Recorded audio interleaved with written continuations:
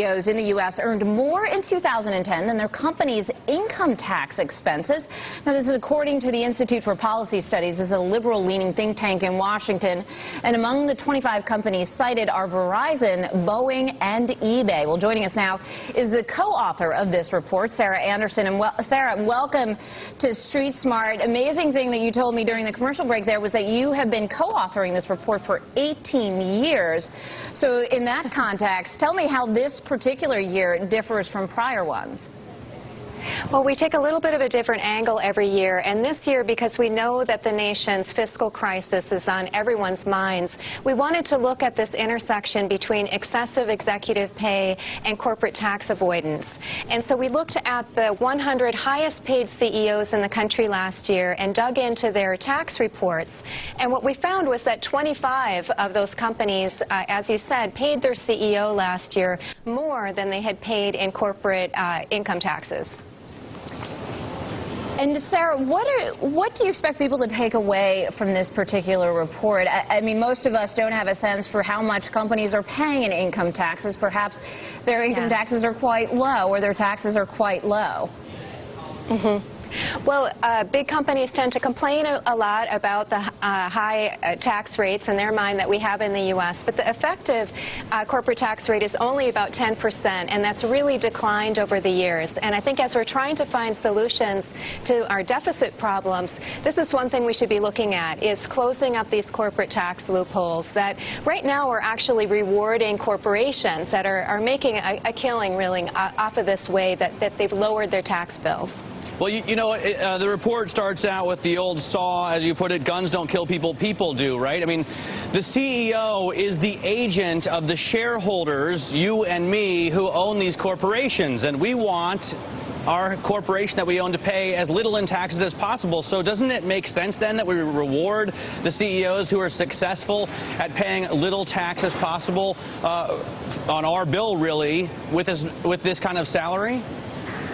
I think that's too much of a narrow view. We need to think about how much corporations are benefiting in our society from public investment in education and infrastructure. They get a lot out of our taxpayer dollars, and they're not putting that much back in. And so the message of this report is that corporations need to pay their fair share of the tax burden, especially at a time of a crisis like this. But why continue to view corporations as this evil entity on its own, right? I mean, you and I own these corporations in our 401k, the police, the firemen of this country, and we're already taxed when we make a profit on the shares that we own, on our investment in these corporations. I mean, I've never understood why we then again go ahead and tax the same money twice. Why not have no corporate taxes since we already get taxed on capital gains and dividends?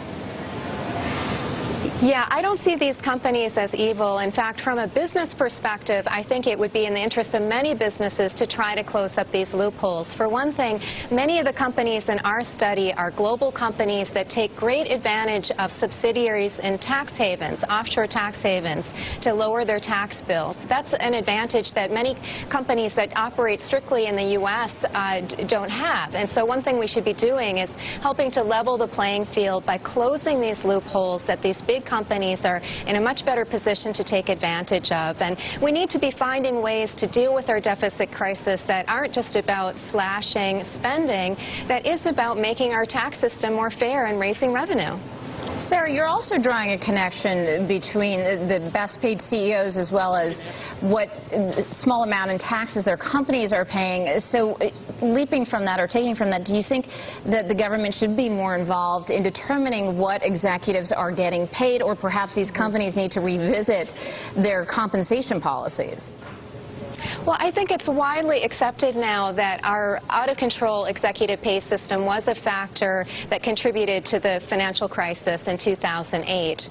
It encouraged reckless behavior, and so some measures have been taken to address this. In the Dodd-Frank Financial Reform Bill, there were some new disclosure requirements, for example. There is also say on pay, giving shareholders a non-binding vote every year on executive pay. So there have been some steps forward, but but just yesterday, Representative Elijah Cummings, who is the minority ranking person on the House Oversight Committee, called for new hearings to look into this issue of executive pay and whether sufficient changes have really been made in government policies that affect that. Hey, Sarah, thanks for joining us. Sarah Anderson there from the Institute for Policy Studies. By the way, out of those 25 companies that paid their CEOs more than their tax bill, 20 of them paid higher lobbyist fees than they did in taxes. So also a very interesting takeaway from that report. We're going to take a quick break here on Street Smart. Come back.